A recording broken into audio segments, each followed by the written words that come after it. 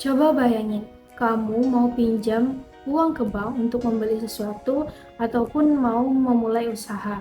Tapi pas lihat bunganya, kamu jadi mikir 2 kali atau bahkan 1000 kali. Padahal beberapa minggu lalu rasanya nggak seberat itu deh. Pertanyaannya, kenapa sih bisa berubah? Dan siapa sebenarnya yang mengatur semua ini?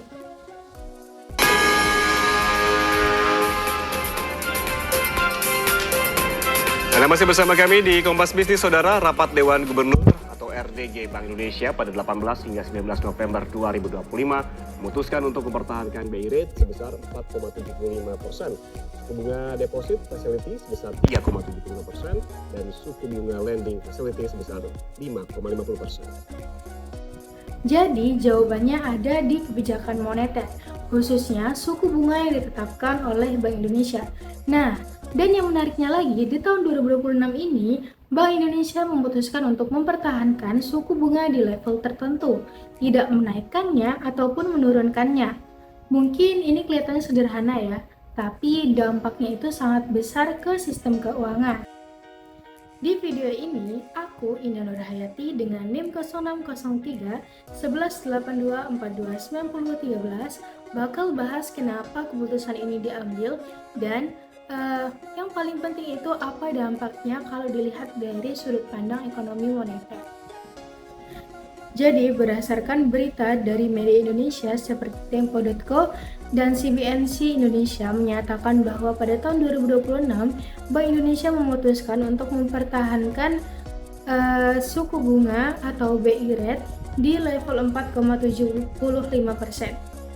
Nah, keputusan ini sebenarnya bukan sesuatu yang sederhana, karena Bank Indonesia adalah salah satu alat utama dalam kebijakan moneter untuk mengatur kondisi keuangan dalam suatu negara.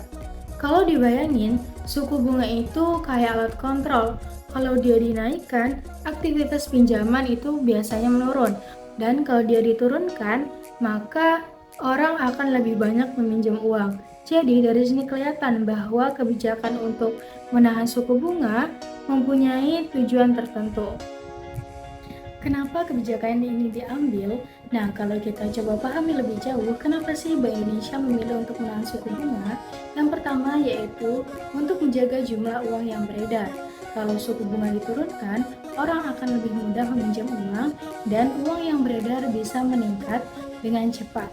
Dan kalau tidak dikontrol, hal ini bisa mengganggu keseimbangan sistem moneter. Yang kedua, untuk menjaga stabilitas sistem perbankan, perubahan suku bunga yang terlalu cepat bisa membuat kondisi bank jadi tidak stabil, karena bank harus menyesuaikan bunga simpanan dan pinjaman dalam waktu yang singkat. Yang ketiga, untuk menjaga aktivitas kredit tetap stabil dengan suku bunga yang tidak berubah, masyarakat dan pelaku usaha punya kepastian dalam mengambil keputusan keuangan. Jadi, keputusan ini bukan karena diam saja, tapi justru bentuk pengendalian supaya sistem tetap seimbang. Kemudian, apa sih dampak ke kehidupan sehari-hari? Nah, kalau dari sudut pandang kita sebagai masyarakat, dampaknya tetap terasa, walaupun mungkin nggak langsung kelihatan. Misalnya, bunga pinjaman tidak turun, artinya orang tetap harus berpikir matang sebelum mengambil kredit, karena biaya tidak menjadi lebih ringan. Nah, selain itu, orang juga cenderung lebih hati-hati dalam menggunakan uang karena tidak ada dorongan besar untuk meminjam. Nah, kemudian dampak dalam ekonomi moneter. Kalau dilihat dari sisi ekonomi moneter, dampaknya lebih spesifik dan lebih teknis. Yang pertama, jumlah uang beredar menjadi lebih terkendali. Karena suku bunga tidak diturunkan, tidak ada lonjakan besar dalam aktivitas pinjaman. Nah, artinya pertambahan uang di masyarakat tetap dalam batas yang wajar. Yang kedua, aktivitas kredit cenderung stabil. Bank tetap menyalurkan kredit, tetapi tidak mengalami peningkatan yang terlalu tinggi maupun penurunan drastis. Yang ketiga, likuiditas perbankan tetap terjaga. Bank memiliki cukup dana untuk menjalankan operasionalnya tanpa mengalami tekanan besar. Dan yang keempat, kestabilan suku bunga di pasar keuangan lebih terjaga. tidak ada fluktuasi ekstrim yang bisa mengganggu sistem moneter. Dan yang kelima, sistem keuangan menjadi lebih terkontrol karena tidak ada perubahan besar yang bisa memicu ketidakseimbangan. Jadi, kalau disimpulkan, kebijakan ini fokusnya memang ke stabilitas moneter, bukan langsung ke pertumbuhan ekonomi. Lalu, solusi apa sih yang bisa kita lakukan?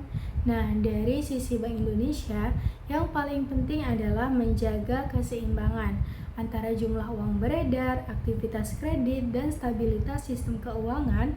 Nah, selain itu, pengawasan terhadap perbankan juga perlu terus diperkuat supaya tidak terjadi masalah likuiditas atau ketidakseimbangan dalam sistem. Nah, kalau dari kita sebagai mahasiswa, kita bisa mulai dari memahami bagaimana sistem moneter bekerja, supaya kita lebih bijak dalam mengambil keputusan keuangan, seperti saat ingin meminjam uang atau mengelola keuangan pribadi. Oke, sebagai penutup, kebijakan suku bunga adalah salah satu alat penting dalam ekonomi moneter. Walaupun terlihat sederhana, dampaknya sangat luas terhadap sistem keuangan, mulai dari jumlah uang beredar, aktivitas kredit, sampai stabilitas perbankan. Nah, karena itu, penting bagi kita sebagai mahasiswa untuk memahami bagaimana kebijakan ini bekerja. Aku, Indah Nurhayati, dengan NIM 0603 1182 429013, ingin mengucapkan terima kasih banyak kepada kalian yang sudah menonton dari awal sampai akhir. Sekian dari saya. Assalamualaikum warahmatullahi wabarakatuh.